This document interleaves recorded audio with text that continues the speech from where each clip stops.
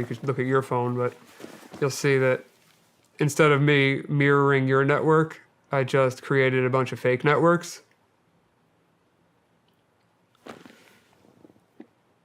So all of these networks here, they probably appear to be legitimate, right?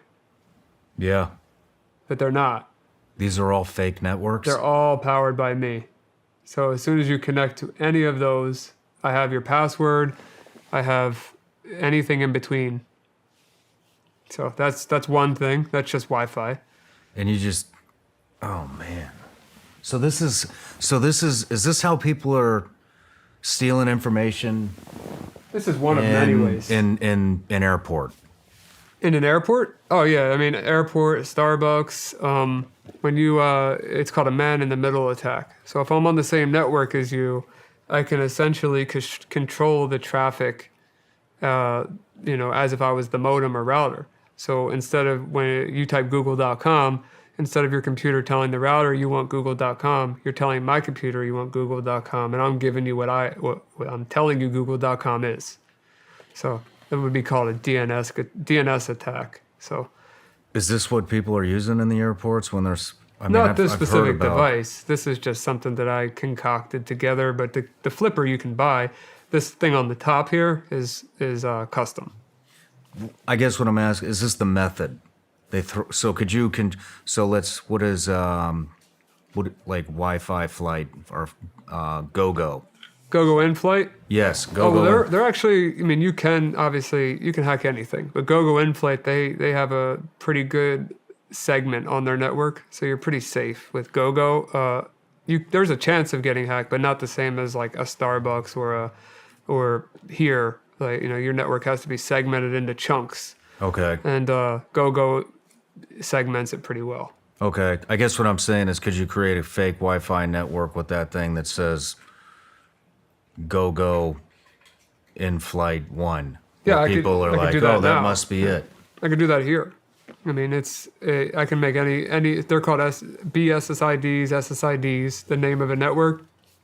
You could do that with any name, but instead of that, what you do is you just scan the local area, and then I know all the networks names around here, and then I'll target all of them at the same time, so that way anyone in this complex or where we're at, anyone that connects to a network is going to think it's their network, and they're going to connect to me instead.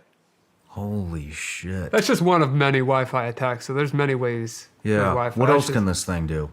This thing's like the size of the palm of your hand. Yeah, well, with this little, custom extension, especially when I have these aren't the big antennas, but I got big antennas because, I want to get long range. But, that's Wi-Fi. This side of things is also Wi-Fi, but also it's an NRF 24. So it does wireless mice and keyboards. So if you use a wireless mouse and keyboard, not every single one of them is vulnerable, but a lot of them are.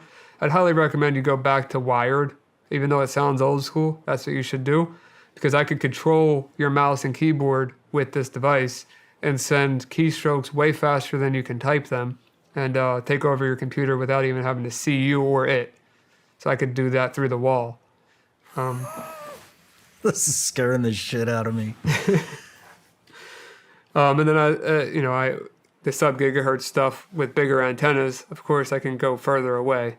So with the car keys, garages, gates, anything that's on radio frequency, I could do with this. RFID, that's access control badges for doors and pool keys, anything that has like a little beeper where you beep into the door. Yeah. And NFC is credit cards and access control. And it does also some more things too. You could also I could tap your phone and give you my Instagram, or tap your phone and give you my business card.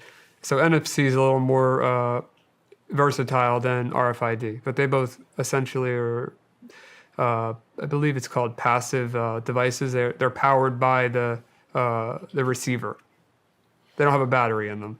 So let's just run through just a list of all the things you can hack with that one little device. I mean, I don't want to make it into an ad about Flipper because it's not Flipper itself. I'll tell you, but I'm just saying that Flipper itself, if you're going to go online and buy one of these and expect to be able to do everything that I'm talking about, you need to have custom firmware or software, whatever you want to call it, that allows you to do that, and you need to know how to modify it. So don't go out spending $180 on this device thinking you're going to hack somebody's car or steal their credit card, because that's not going to happen.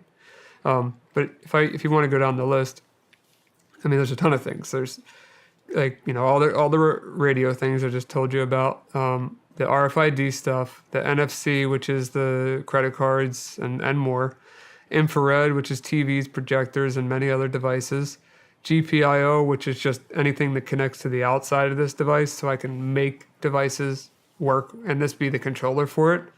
iButton, which is a form of authentication that uses these things, these little metal prongs as a key. Bad USB, which emulates a keyboard, types like, a couple thousand words a second. Wow. Or I'm sorry, a minute. I'm sorry, a couple thousand words a minute.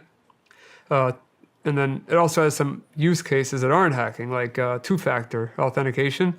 This is a offline device where you can generate your two-factor without needing a device that's connected to the internet.